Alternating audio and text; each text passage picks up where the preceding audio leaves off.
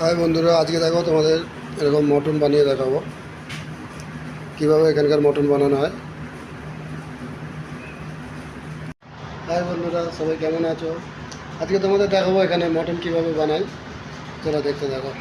এটা মটন এসছে, এখন এখানে মটনগুলো এখন ধুতে হবে ভালো করে, ধুয়ে তারপরে দেখাচ্ছি। হ্যাঁ দেখো, এখন সাফাই হয়ে গেছে। হ্যাঁ, এখন এগুলো এর মধ্যে হাঁড়ির মধ্যে দিয়ে দেবো, এর ভয় লাগে। এতে কোনো কিছু মশলা যায় না, তাহলে একটু পেঁয়াজ দেবো, টমেটো আর একটু ব্ল্যাক পেপার, ব্যাস।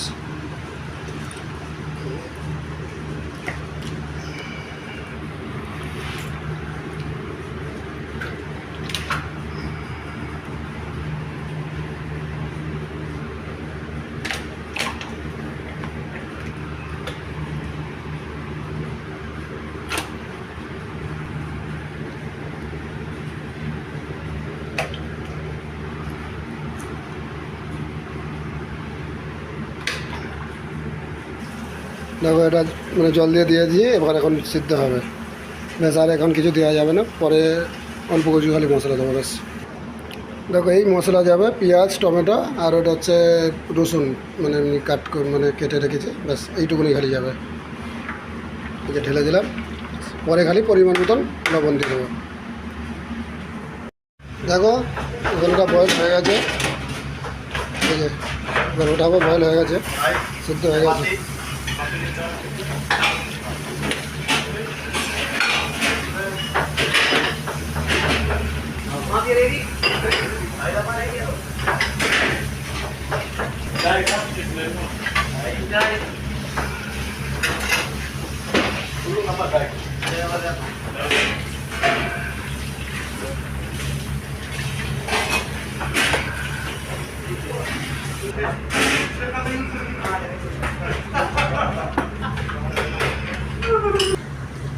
বন্ধুরা, এগুলো সব মানে বয়েল হয়ে গেছে, টেতে রেখেছি। এটা এখন একটু ওভেনে দেবো।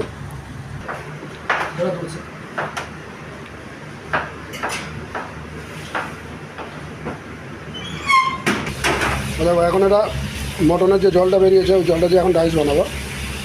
এখন এর মধ্যে রাইস ঢেলে দেবো। রাইস ঢেলেছি এর মধ্যে।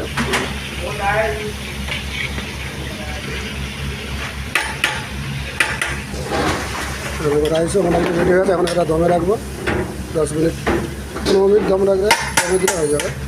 আর দেখো, এখন রাইস রেডি হয়ে গেছে। রাইস একদম রেডি।